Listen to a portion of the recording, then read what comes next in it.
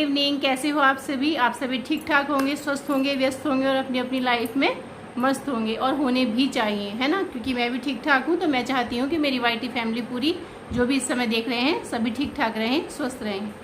तो आज आप सबके संग एक बहुत ज़रूरी विशेष बात मैं शेयर करने जा रही हूँ, जो कि है एक चोरी से संबंधित। एक ऐसी चोरी जो हमारी आंखों के सामने होती है और हम पहचान नहीं पाते, उसे देख नहीं पाते, कुछ कर नहीं पाते। अब आप सोच रहे होंगे कि वो कैसी चोरी हो सकती है। वो चोरी आपके आसपास ज़रूर हुई होगी, आपके जीवन में ज़रूर हुई होगी, या आपने सुनी ज़रूर होगी। कोई ना कोई पॉइंट ज़रूर आपके साथ में मैच करेगा इस बारे में। तो आप वीडियो को फुल वॉच करेंगे, उसके बाद कमेंट ज़रूर करेंगे कि आपने क्या महसूस किया है, क्योंकि ये बात सच्ची घटना है ये। और जो आजकल इस समय पर जो बेरोज़गारी की वजह से कह लीजिए आप, क्या किसी भी वजह से कह लीजिए, कि ये एक आम बात हो गई है। गली मोहल्लों में होना, शहर हो चाहे गांव हो, ये कोई ज़रूरी नहीं है कि वो शहर में हो रही है या गांव में हो रही है, गली मोहल्लों में हो रही है। और ये एक विशेष सूचना है जो आपको सतर्क रहने की, बहुत ज़्यादा सावधान रहने की बहुत ज़्यादा ज़रूरत है। आप सोच रहे होंगे कि ऐसी कौन सी बात है। अब मैं आपको डिटेल में बताती हूँ वो बात। आपका बहुत कम टाइम लूँगी, लेकिन एक बहुत विशेष सूचना है ये, बहुत ही सतर्क हो जाने वाली सूचना है आपके लिए ये। और ये आंखों देखी सूचना है, कोई बनी बनाई कहानी नहीं है ये कि हाँ हमको आपको कहानी सुना रही हूँ मैं। तो आप ध्यान से सुनिएगा इसे।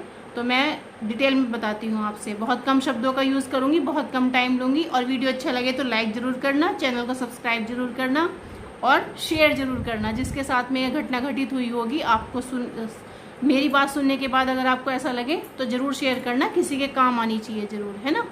तो सबसे पहली बात, एक मोहल्ले में आते हैं, ज़्यादा अधेड़ उम्र के हैं, ज़्यादा एजेड नहीं है वो, ना ही वो बिल्कुल लड़के हैं। एक बंदा आता है, 3-4 औरतें खड़ी हुई बात कर रही हैं मोहल्ले में। तो वो कहते हैं कि तो मोहल्ले में जब वो आते हैं तो बहुत कॉन्फिडेंटेड लगते हैं। वो बंदा बहुत कॉन्फिडेंस वाला लगता है कि हाँ ये बंदा कॉन्फिडेंस वाला है।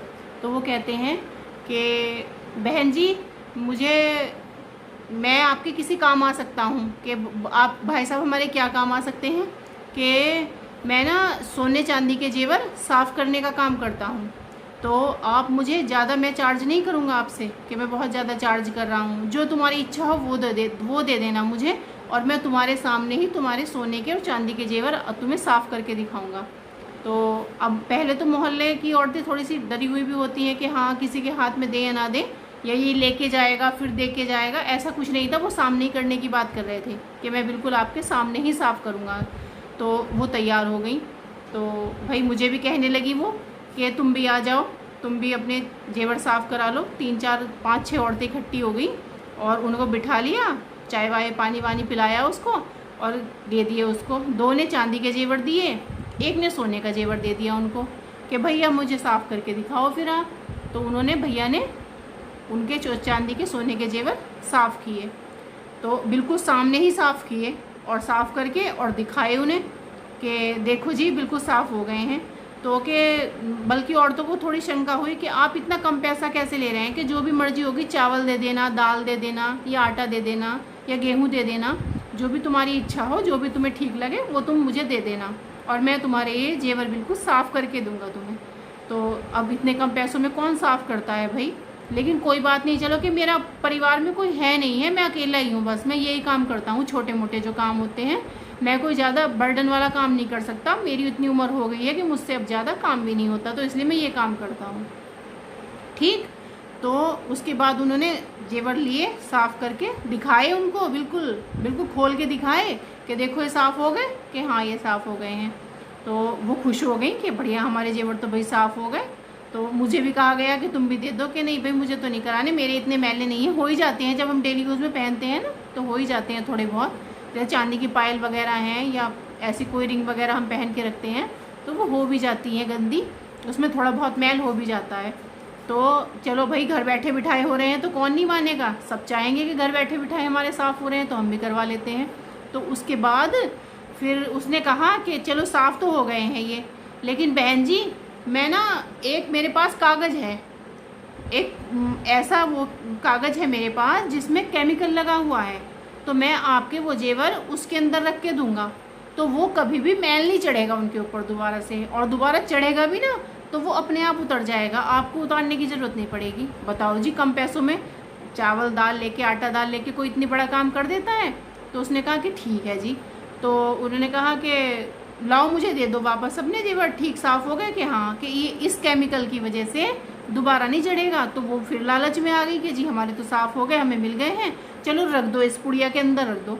तो उन्होंने वो पुड़िया बनाई, कागज़ की पुड़िया बनाई, 3 पोटलियाँ बनाई उसकी जेवर की, तीनों की अलग अलग, चांदी वाली, सोने वाली, कि लो जी ये तुम्हारा ही है, ये तुम्हारी है, ये तुम्हारी है। अब उसने वो किस टेक्निक से बनाई वो पुड़िये, वो पोटली किस टेक्निक से बनाई उसने, कितनी चतुराई से बनाई उसने, देखने वाली बात ये थी। अब उसने वो तो दे दी कि 1 घंटे बाद खोल के देखना इन्हें, 1 घंटे से पहले मत, हवा नहीं लगनी चाहिए इन्हें। अगर इन्हें हवा लग जाती है तो ये फिर मतलब वो काम नहीं करेगा, केमिकल काम नहीं करेगा जो मैं केमिकल लगा रहा हूँ इसके ऊपर। तो ओके जी ठीक है। अब वो तो चाय वाय पी के, खाना वाना खा के, जो भी जिसने खिलाया पिलाया वो तो चलते बने बाबूजी। तो उसके बाद अब वो तो उनके अंदर तो एक्साइटमेंट थी, मतलब कहना चाहिए आतुरता थी, एक्साइटेड थी वो देखने के लिए कि भाई हमारे जेवर तो साफ़ हो गए हैं, अब कभी भी हमारे जेवर मैले नहीं होंगे। चांदी की पायल आम तौर पे हो ही जाती हैं, या डेली यूज़ में जो हम कान के पहनते हैं वो हो ही जाते हैं।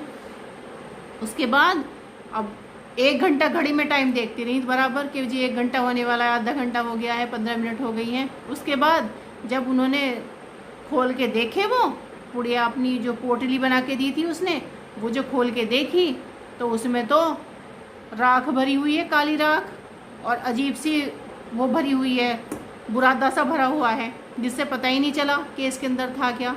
तो अब बताओ कितना बड़ा धोखा, कितनी बड़ी चोरी हमारी आंखों के सामने हो गई है।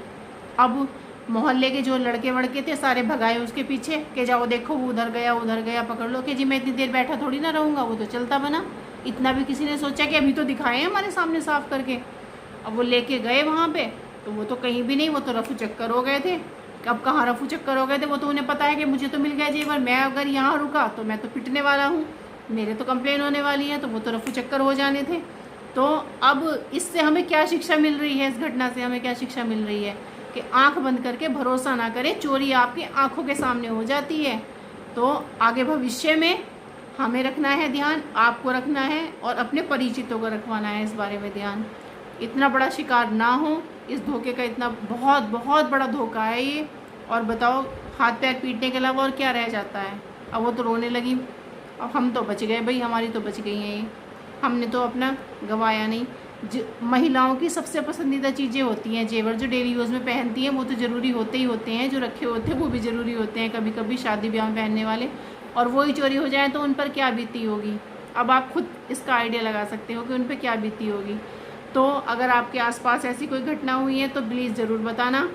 और अगर इसी को आप अवधी भाषा में, अगर इस घटना को सुनना चाहते हैं आप अवधी भाषा में, तो नीलू पंडित करके ब्लॉग है, आप उस पर इसे और भी अच्छी तरह से, बहुत ही मीठी भाषा में, अवधी भाषा में इस घटना को आप सुन सकते हैं। अगर आपको वीडियो ज़रा भी अच्छा लगा हो तो लाइक ज़रूर करना, आपके आसपास ये घटना घटी हो तो, और आगे ना घटे भविष्य में, उसके लिए अपने आँख नाक कान सब खोल लेना, ठीक है। और अपने आसपास वालों को भी इससे सूचित ज़रूर करा देना कि वो ऐसे किसी भी ठगी का शिकार ना हो। ये ठग गांव-गांव घूम रहे हैं, गली गली मोहल्ले मोहल्ले घूम रहे हैं, और ये हमारे लिए बहुत ही सचेत होने वाली घटना है, आँख नाक कान खोल देने वाली घटना है।